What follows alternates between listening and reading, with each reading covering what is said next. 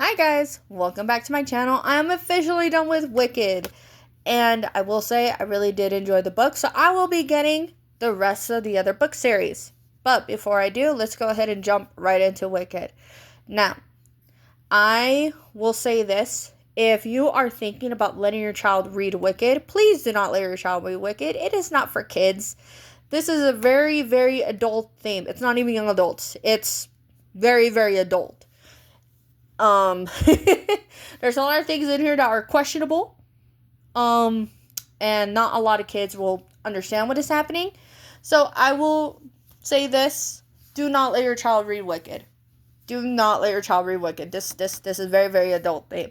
But on top of that, let's just go ahead and jump right into it. Now, I love the cover. It is such a beautiful cover, and I enjoy the cover more because, as you can see, like, you have the portrait of Elphaba in the middle, but when you open the book, you have the full portrait of Elphaba. And I just think that's really cool.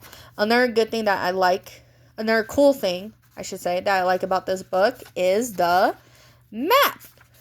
Let's go ahead and jump right into the map. I love maps. I love looking at the maps before I read the book, so that way I can have a visualization of where everything is. Another cool thing that I like about this book is table of contents. And I love the little, like, pictures that you see at the top of every table above every chapter of the book or every part of the book, because when you go to part 1, which is right here, you get the full picture of that little mini portrait that you see. So I really, really do love that. My favorite one, I will say, is, where is it? I found it earlier. Nope. I forgot part 1 is so long. Did I pass it? Looks like I passed it. There he is. Oh, no, I passed it. There he is. I love this one. I don't know why I like this one so much, but I truly, truly do enjoy this picture. And if you don't know this character, don't worry. We're gonna do a whole background of the characters in the book. Now, I will say this. I have listened to the musical. And when I first listened to the musical and I first listened to the songs, I couldn't quite understand what was happening. So my best friend and I, we watched the movie The Wicked. And the first time watching The Wicked, I still didn't quite understand what was happening just because it didn't really, like, the first time I watched it, I know nothing about The Wicked. I didn't know who the characters were. I didn't understand what was happening. I know a little bit, when I started reading the book, I knew a little bit about them, but I didn't know enough to, like, put on a full detail character background and introduction. But now that I have, I will say this, I enjoy the book more than I did the movie. I'm now currently rewatching the movie. But before we get into the rewatch, we're just going to get into the book. So with Wicked, you are introduced to Elphaba, who is our main character, the Wicked Witch of the West. And I will say her backstory is very, very tragic. And I love her backstory. It gives me more of in-depth on her character and how the way that she works and how the way she thinks. Because in the musical, I didn't quite understand why she did that. I felt like more they just made her more be like the villain, which makes sense, because in the books she is a villain, but it gives us more incentive on why she's a villain. So when I first watched Wicked, I just took the incentive like, oh, she's the bad guy, but what is happening right now, I don't quite understand. But getting into the book, after everything that I have learned and everything that I've read about Elphaba and her whole interaction with the characters, it makes sense on why she's the Wicked Witch of the West. Now, in the book, it's a lot more darker. There's a lot more dark themes in the book. In the movie and in the musical, they toned it down a lot to appeal to families, like kids and families, because, a lot of families enjoy musicals, a lot of kids enjoy musicals. So it's not bad. But to me, it's like you should at least keep some of their interactions the exact same instead of switching it all up, because it just loses focus. So what I mean by that is that when you first meet Elphaba, you meet her mom and her dad. Now, her mom is the exact same way she is in the musical and in the movie and in the book. She's a lot worse in the book. So honestly, I don't feel bad that she died. I really do not feel bad that she died. The dad, on the other hand, I felt really bad when he died, because in the movie and in the musical, the dad is portrayed as a complete jerk. And that's the nicest way I can put that. Of course, there are some other words I can use to describe the dad, but I don't want to get banned off of YouTube, so I'm just going to keep it very simple, very plain. He is a jerk. He's a complete jerk in the musical and in the movie. But in the book, he's a sweetheart. Because when Elphaba is born, he's very in shock of why his child is green and why is she the way that she is. But he also take it like, I'm not scared of her, but I am scared for her. And those are two completely different feelings. Because, when you're scared of your child, it's more of like, it's like, oh, my child is already told as a villain. But when you're scared for your child, you want her to be having a normal childhood. You're worried about she's not going to get along with the other kids. And that's just like his biggest fear, is that he wants her to have a normal childhood. But he knows that sometimes it's not going to go the way that you think it will. But other times you can't protect your children forever. And that's something that I love about the dad in the book. I love the dad so much in the book. And so when Elphaba first meets other kids that are not like her, she can't talk. She's very to herself. She doesn't understand why they are the way they are. She's very mature for a 2-year-old, so when she sees other 2-year-olds trying to play tag with her or hide and seek, she just stares at them and doesn't quite understand what she needs to do. So her first instinct is to pick up a rock and chuck it at the kids. And I'm like, okay, that's a interesting way to play tag, but you know what? Makes sense. You don't understand, and you can't ask questions, so you're just gonna end up throwing rocks. Fantastic. Not that it's a good thing, but to me, I'm like, in the book, it makes sense. It makes sense. But as she gets older, and as she's talking more, she's very blunt with what she says and how she thinks. And that's something I really, really like about Elphaba in the book. She doesn't sugarcoat it. She's just very blunt. She's very straightforward. And she sometimes will say the wrong thing, but it's just like, meh, I don't really care. I'm going to do me, you're going to do you. And that's something I really, really liked about her. So when she goes to Shiz and she meets Galinda doesn't like Elphaba. She doesn't like Elphaba because of her being green, but also because she just doesn't understand Elphaba. She sees Elphaba as being poor, and that her family is very deranged in a sense. So it's not just the fact that she's green, but it's just the fact that Galinda is already giving Elphaba oh, you're a peasant, I want nothing to do with you. Because in the movie and in the musical, she's very princessy. So she doesn't like anybody that is less than her. And in the movie,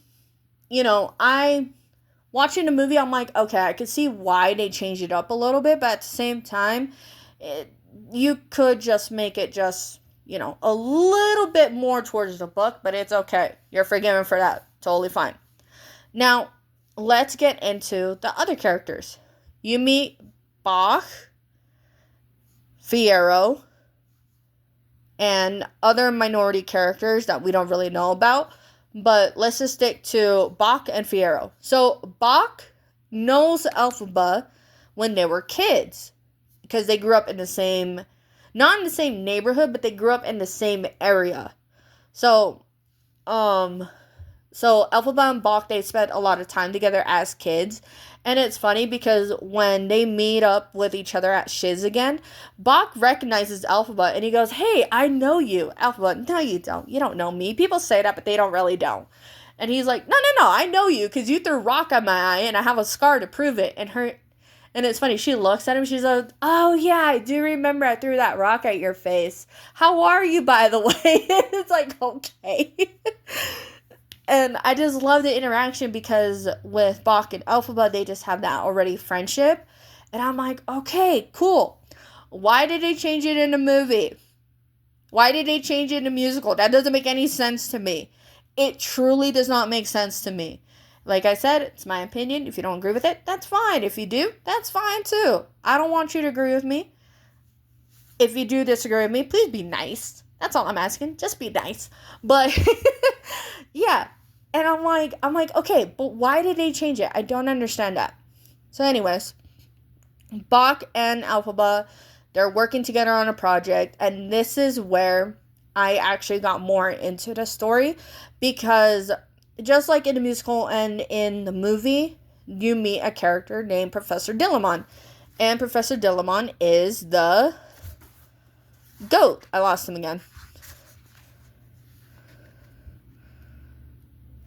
Let's go a little bit slower.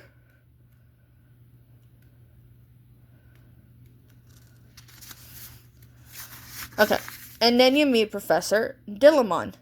Now, Professor Dillamon, as you can tell, is a goat. He can talk, he can move, he can teach. Now, the animals in Wizard of Oz, they are slowly going from talking to they go slowly from being respectable citizens of Oz to now being considered the abominations. And that's something that I was like, oh wow, that's interesting. And it kind of makes sense on why they made it that way. But the fact that what threw me into it is that in the movie and in the musical, and spoiler alert, just so you know, Professor Dillamon dies. And it's like, okay, now we're going into the mystery of who killed him. Why is this happening in Oz? This shouldn't be happening in Oz. And we're going to start an uprising. That's basically where it starts. That's basically where it starts leading more into of like what makes Elphaba more of like a villain, but also a hero. Because she creates a lie. She creates a lie that she is the villain, but in reality, she's the hero. And I'm like, okay, cool. Run with that. Like, that's fantastic. And she's doing everything she can to protect the people of Oz and to protect the animals in Oz. And I'm like, okay, that makes sense, right? And then, she goes off and she's going on these journeys. Like, she's one point being a nun to another point being like a princess or a queen, and then back to being the Wicked Witch of the West, and then going back to just being like an undercover spy. And I'm like, okay, well, that's cool. You know, that's actually really quite neat. And then, Galinda and Elphaba, they end up having a plan to go to, Emerald City to go talk to Wizard of Oz. And that's where everything just completely falls out of proportion. And to be fair, the Wizard of Oz, he's the bad guy. Okay, another spoiler alert, he's a bad guy. And I'm like, okay, well, it makes sense on why he's the bad guy. Because if you watch The Wizard of Oz and you watch The Oz, the Great and Powerful, in both movies, he is portrayed as a charlatan, a liar, a scoundrel, and just a complete, like, not a really good human being because he lies to the people of Oz for gold and money and power. So it makes sense on why he's still the villain in the book, because I'm like, okay, that makes sense, you know? And he's trying to take everything in control and everything in his possession. So it's like, okay, cool. Then we get into Nessarose. Now, Nessa, Elphaba's sister, she she isn't crippled. She just doesn't have any arms. She was born like that. So the dad, and this is why I love the dad, because he doesn't have he does have a favorite, and it's Nessa, but not in the favorite of he would choose Nessa over Elphaba. It's just in the book he does say that he loves Nessa, not because she's the second daughter and she's more like human. It's just more of the fact that she's, in his eyes, he basically pities her. He pities her because she doesn't have any arms. And he doesn't pity Elphaba because Elphaba, even though she's green, she still had her trial and errors. And Nessa has her own trials and errors. So he loves them both equally. It's just with Nessa, he sees it more of like she's struggling more. So she needs me more. Elphaba, you don't need me. I'm still here for you, but you don't need me. And Elphaba comes to understand that, but even though it still makes her bitter, like, okay, that's cool or whatever. So it makes sense. But yeah, Nessa's more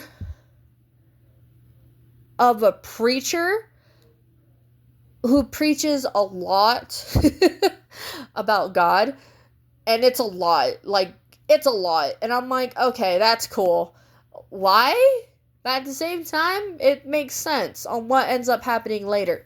So, going back into the characters' dynamics. So, Galinda, Nessa, and Elphaba, those three girls are now friends. Not the best of friends, but they are friends.